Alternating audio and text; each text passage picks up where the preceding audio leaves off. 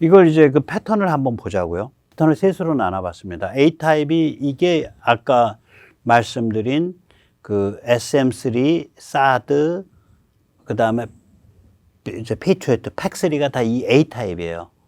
사거리의 범위를 R이라고, 레인지 R이라고 놓고 적정 그 최적 요격고도 혹은 최고 고도를 H라고 놓으면 거의 R과 H가 비슷비슷해요. 사드는 최고 고도가 150인데 사거리가 200이야. 그럼 1.2 조금 넘는 거 아니에요. 1.3, 1.2. 팩3는 최고 고도가 36인데 사거리는 30이야. 이거 얘는 오히려 더 0.9네. 예를 들면 최고 고도 못 올라간다는 얘기죠. 저거 할 때는, 제 맞출 때는, 탄도미사일 맞출 때는. SM3는 최고 고도가 1000km인데 사거리는 1200km야. 그러면 거의 뭐 1.2밖에 안 된다는 얘기지. 단 하나 다른 패턴이 있어요. 배에서 쏘는 건데 SM6. 얘는 최고 고도는 34밖에 안 되는데 사거리가 무려 240이에요. 7배가 나와요. 그래서 SM6가 아래 B타입이에요. 그러니까 미국은 거의 대부분이 SM6를 뺀 나머지가 A타입이에요. 최고 고도 올라가는 거나 사거리나 비슷해. 그런데 SM6는 최고 고도는 34km밖에 못 올라가는데 옆으로는 240km나 오지랖이 넓네. B타입 오지랖 굉장히 넓은 애예요. 그러면 한국에서는 어떻게 되냐? 저는 이걸 K타입이라고 부르는데 제 가설은 이겁니다. 한국은 A타입과 B타입 중간쯤이 돼요. 탄도미사일을 막아야 되니까 SM6 탄도미사일을 아마 잘 못 막을 겁니다. 막는다고 나오는데 소프트웨어 파워나 이런 걸로 막는 거지. 그 여러 가지 그 물성이 그 정확하게 그러지 로켓이 정확하게 최적 물성을 갖고 있지 못할 거예요. 이 K타입은 보면 탄도미사일 막아야 되니까 최고 고도가 올라가요. 올라가는데 최고 고도가 비교적 올라가니까 따라서 최고 고도 대비 이 범위 옆으로 가는 범위가 그래도 미국의 A타입보다는 한 3배쯤 높아지지 않냐. 그게 접니다. 이 한국의 LCM이 지금 요격 고도가 70인데 사거리가 200km 이상 나오거든요. 그럼 2.8이나 3이란 소리예요. 한국의 천궁1도요. 천궁1이 좋아하는 자기 최적 요격 고도가 15km, 20km 돼요. 그런데 사거리가 40km 나온다고요. 그러면 2.7에서 2 나온다는 소리예요. 한국이 SM6 같이 펑퍼짐하게 이렇게 오지랖 넓은 것도 아니고 또 페이트리어트나 사드 같이 SM3나 페이트리어트나 사드 같이 이렇게 딱 반구형도 아니고 그 중간이다. 반구도 아니고 오지랖도 아니고 그 중간이다. 한국이.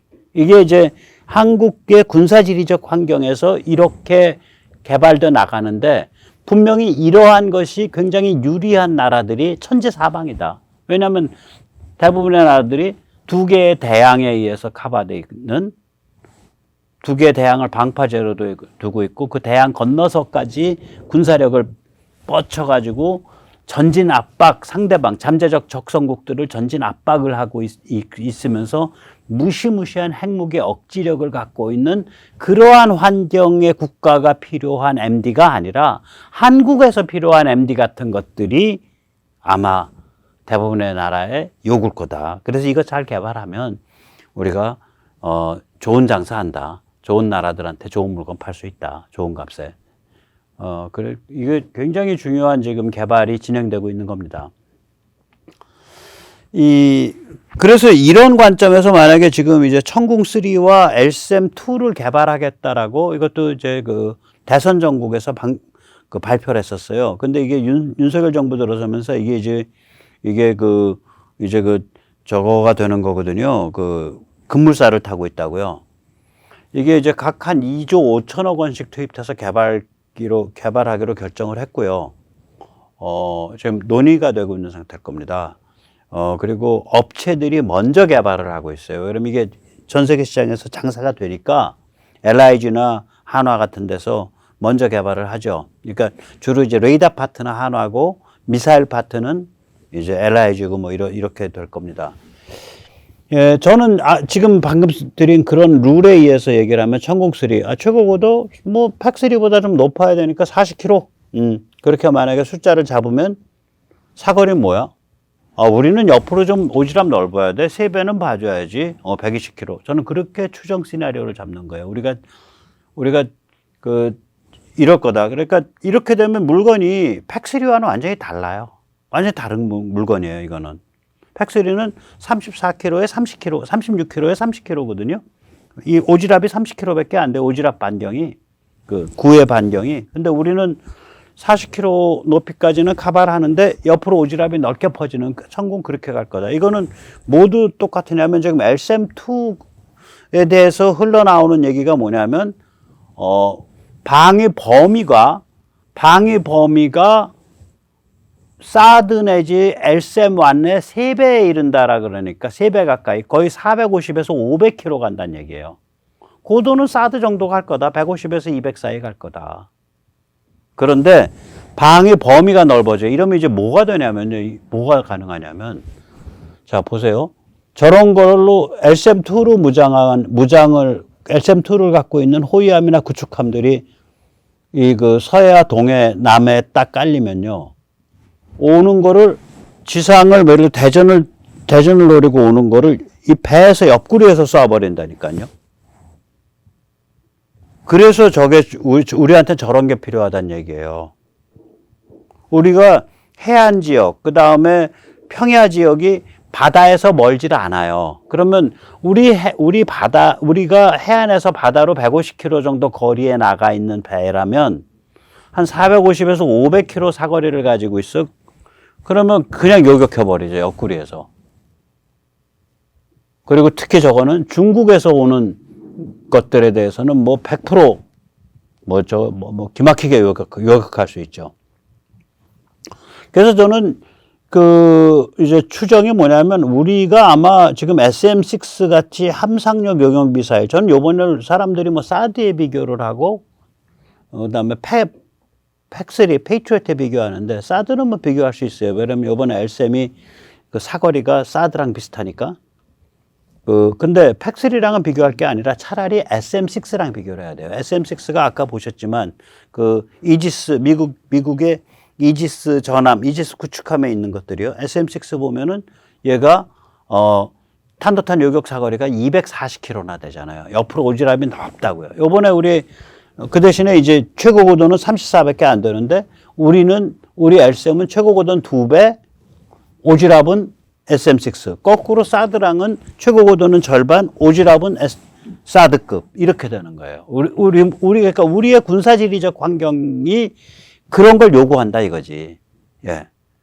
그래서 우리가 이런 거를 좀 염두에 두고, 근데 이런 거를 자체 개발을 해서 그걸 중동 아랍 국가든 동유럽 국가든 이런 나라들한테 이렇게 가성비 좋고, 그 다음에 신속하게 배달될 수 있게 공급해 가면서 이 기술을 계속 가져간다. 이러면 살벌한 거죠, 이게. 그래서 이거 세계 2위의 그런 무기 수출 국가로 가는 어떤 열쇠 중에 하나다, 이게.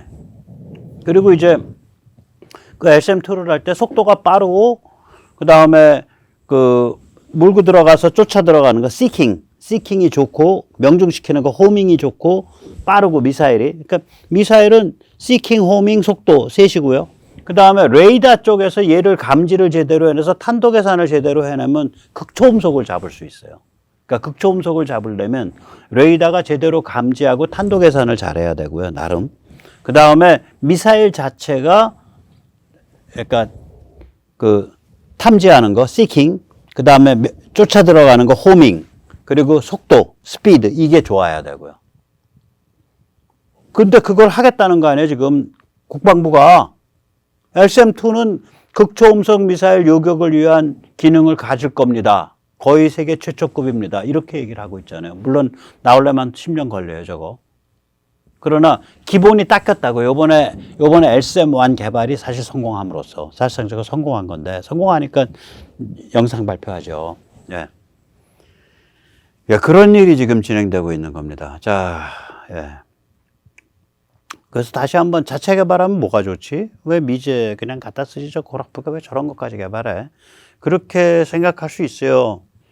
일단 아까도 말씀드렸지만 이제 군사지리적 환경이 우리가 미국과 다르다. 폭이 크지 않은 땅인데 삼면이 바다예요. 임금 일단 높고 특히 평야 지역, 해안 지역에 인구가 집중돼 있고요. 우리가 삼면이 바다니까 이지스 시스템을 갖춘, 이지스 요격 시스템을 갖춘 호위함, 구축함들이 바다에 열척, 20척이 떠 있고 또 지상에도 이렇게 그 이동식으로 해서 배치가 돼 있으면 저건 뭐 요격을 뭐 그 굉장히 잘 할 수 있다. 이런 환경에 최적화된 그런 MD 솔루션을 찾아내야 되는데 그게 미국에는 없다. 그럼 차차 만들자. 뭐 이렇게 되는 게 맞아요. 그러니까 군사리 지리적 조건에 최적화된 방어력이다. 하나는. 두 번째는 뭐냐면 이제 경제성이죠. 아까도 가격 보셨지만 무지하게 비싸요. 사드 같은 경우에 제가 아까 그걸 읽어드렸나 모르겠는데, 그 2017년 사우디가 미사일 360발 7개 포대 이렇게 해서 150억 달러예요. 그럼 대충 따져서 미사일 50발 1개 포대에 20억 달러란 소리예요. 그러니까 약 3조 원. 잘은 모르는데 우리가 예를 들면 우리가 LSM2를 한다. LSM2면은 사드를 넘어서죠. 왜 그러냐면 고도는 사드랑 같은데 오지랖은 그거의 3배쯤 가니까 한 500km, 2배 이상 가니까 500-600km. 그럼 사드보다 좋은데 그게 아마 저런 식으로 미사일 50발에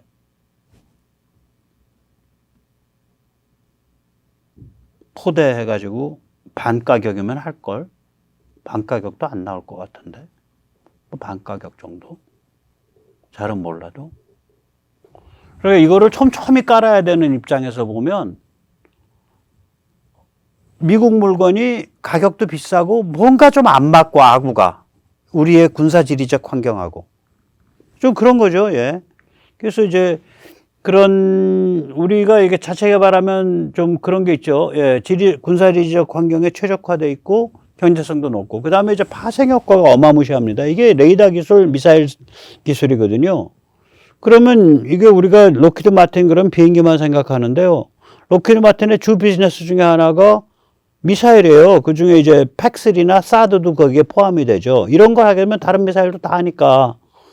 록히드 마틴과 레이시온이 이게 미사일 레이더가 주력 상품군 중에 하나입니다. 그것을 정면 경쟁할 수 있는 급으로 올라서는 거예요. 한국 군수산업이. 좀 살벌하죠?